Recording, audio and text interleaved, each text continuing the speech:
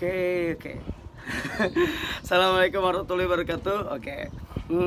Pagi ini cukup cerah nih. Ini hari Kamis dan biasa gue selalu mampir ke posnya Pak Putut setelah melakukan pekerjaan daring online, guys.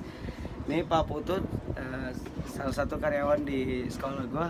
Nah, Pak Putut nih lagi baca buku apa nih? Sentuhan Parenting Budi Asari Alsina. Yang tadi katanya dia nih mau jelasin sesuatu. Tadi bilang sama gue katanya mau dijelasin. Nah, gue pikir ketimbang cuma gue yang dapet ilmu, ya udahlah kita gue videoin aja supaya semuanya bisa dapat ilmu dari Pak Putut. Oke, gimana? Ya mungkin nggak seperti itu. Gimana kita tuh? sharing. Oh, sharing. Oke, siap.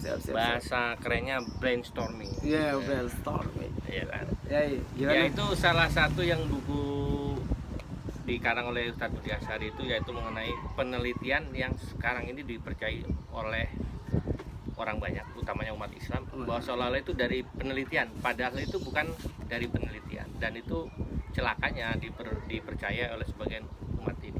Yaitu contohnya kalau apa, kita terlalu di dunia pendidikan itu, kalau ada buku panduan cara mendidik anak di kelas atau dari usia dini sampai dengan dewasa, padahal oleh Plato, oleh siapa lagi itu ya, padahal kalau diteliti penulisnya itu sendiri,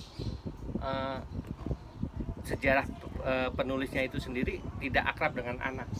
Bahkan dia membenci anaknya sendiri, anaknya gitu sendiri dibuang. Gitu. Kan dia sendiri usia 19 tahun udah menghamili pembantunya. Jadi kayak bahkan Plato kan orang filsuf tuh, filsafat. Nah, jadi dia bikin teori tentang anak, padahal dia itu bukan Plato, itu salah satu. Oh, salah satu. Cuma yang ente gambarin, ente lupa namanya. Namanya siapa. Itu ternyata begitu diteliti, dia itu tidak ramah dengan anak, bahkan anak kandungnya. Tapi kenapa bisa membuat buku tentang pendidikan anak? Dan yang celakanya sekarang ini dipakai sebagai panduan di dunia. Iya. Terkenal, nanti saya nanti konfirmasi siapa namanya gitu. Oke, lanjut. Kemudian seperti mendengarkan musik klasik di ibu hamil. Nah, iya, itu banyak yang bilang tuh katanya kalau anak pengen cerdas harus dengarkan musik klasik. Padahal itu siapa yang meneliti dan belum jelas penelitinya, belum jelas hasilnya, tetapi sudah kita percaya soal itu dari peneliti. Jadi padahal itu hanya asumsi. Itu hanya asumsi. Bukan suatu analisa yang jadi suatu penelitian. Mungkin karena gramatika musik klasikal itu cukup unik. Iya, itu kan bagi orang dewasa. Oh, iya, oke. Padahal seharusnya di sini, di buku sini seharusnya kita belajar dari keluarga Ali Imran. Ali Imran itu dari usia usia kehamilan, itu ibundanya sendiri sudah bernazar supaya Allah menjadikan anak ini sebagai orang yang soleh dan sebagai pengabdi kepada Allah Subhanahu Wa Taala. Nah, ada kemudian di situ dia bacakan Al-Quran, dia bacakan segala sesuatu tentang Robnya. Gitu. Artinya yang itu yang harusnya kita ikuti, kita lakukan. Iya, yang itu udah jelas di sini. Dan sudah ada buktinya. Bahkan itu diabadikan dalam Al-Quran. Ali Imran. Padahal kenapa Ali Imran itu yang dibilang sangat luar biasa? Ali Imran itu bukan nabi, tetapi keluarga dia disejarkan keluarga nabi. Utamanya Nabi Ibrahim dan Nabi Muhammad SAW. Jadi karena kemuliaan seorang Ali Imran, maka keluarganya disejajarkan dengan keluarga Nabi. Dan itu kita tidak bisa beralibi bahwa kita kan orang biasa, bukan keluarga Nabi. Enggak. Ali Imran bisa.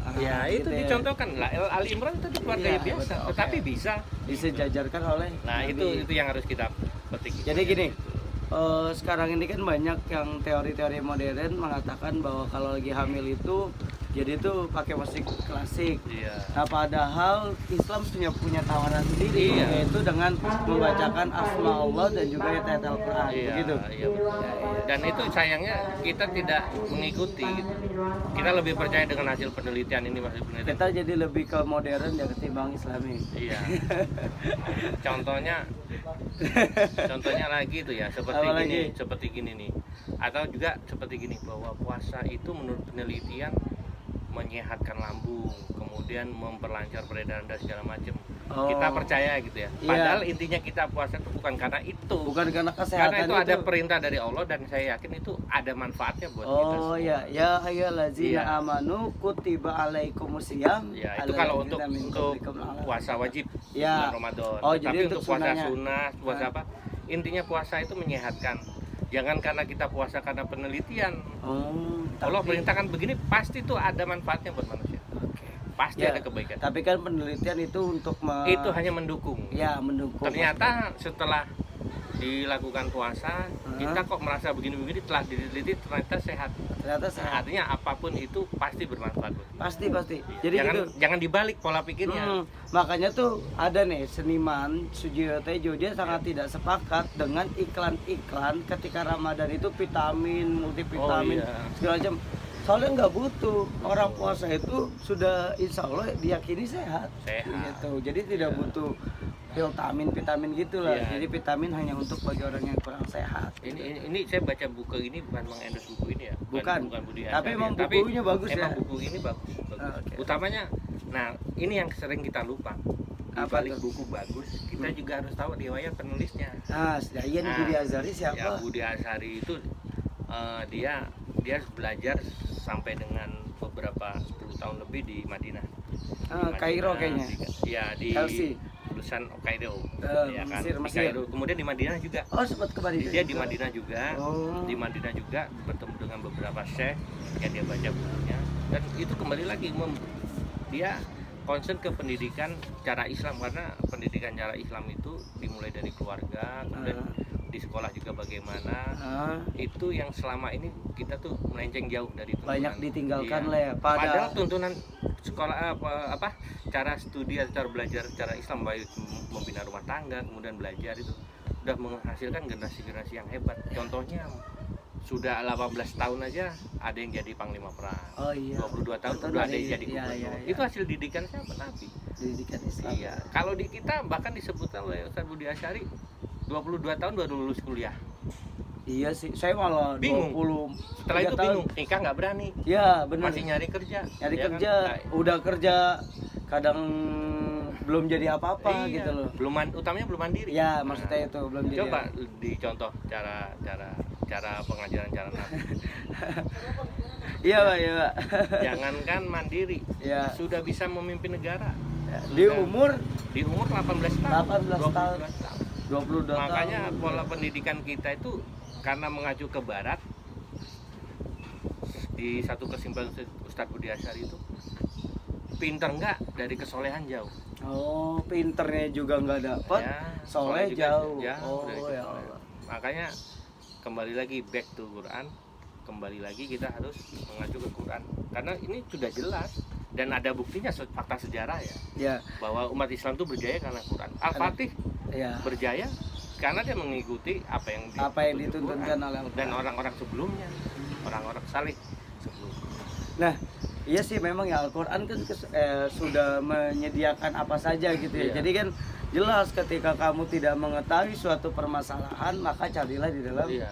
Quran. Kalau nggak Karena- ketemu juga baru ke sunnah setelah Karena itu. secara globalnya gini, Apa? Al-Quran itu kan petunjuk segala permasalahan dari dulu Hingga saat ini, akhir nanti. saat ini nih masa kini Ah. sampai dengan yang masa datang. Oh. Bahkan itu kita udah dikasih tahu nih kisah-kisah zaman dulu yang pasti itu sama dengan kisah sekarang dan sama akan kisah yang akan depan, cuman beda tempat, waktu dan masanya. Secara esensi sama. Ya, bahkan ada pepatah mengatakan bahwa selama matahari yang menyinari bumi ini sama, kisah itu akan terulang lagi. Ya, sepakat. Jadi nggak ada lah istilahnya Yang baru tuh nggak ada. Nggak ada. Ini Cuman berbeda aja. berbeda aja. Ya. Oke, sepakat. Contohnya ada satu Apa? yang kejadian Islam. Kita ngomong bahwa transfer uang ya kan, Ah. segala macam itu Itu ada baru. di zaman sekarang. Padahal Ya, itu dari zamannya sahabat Nabi ada. Gimana Jadi tuh? pedagang di Syam Ah, itu menitipkan uang di, kalau sekarang bankir ya, atau bank, ah. ke suatu bank atau orang yang terpercaya. Nah, karena dia dulu duitnya tuh banyak, bergantung-gantung, kemudian takut di jalanan dirampok, Dirampas, dibegal, ah. segala macam. Dia titipkan ke orang tersebut, kemudian dia akan pakai belanja di Madinah. Oh. Nah, di suatu waktu yang disepakati bahwa dia akan ambil, akan pakai di Madinah. Oke. Dan waktu itu adalah setelah bulan haji. Udah ditentukan Udah di juga? Quran pun ada. Ih. Setelah kita melakukan ibadah haji, maka bertebaran muka bumi untuk mencari rezeki. Ya, oke. Itu di situ. Oke, Itu oke, sebenarnya oke. transfer udah ada dari Canggih zaman nih, canggih, dulu. serius. Ya kan, Transfer. jadi bukan sesuatu hal yang baru. Ya, cuma pengembangan aja ya, Iya. pengembangan teknis ya. Iya. Sekarang gadget nih, HP. Kita bisa hubungan sama Orang tua jauh. jauh kita kan. Orang zaman dulu sebenarnya lebih canggih dari HP. Kalau HP kan sekarang kadang-kadang error, Iya, kadang-kadang nggak nyampe, kadang-kadang kita ngirim sekali jadi 10 kali terkirim, Iya. 2 kali lebih. Apalagi masih SMS ya.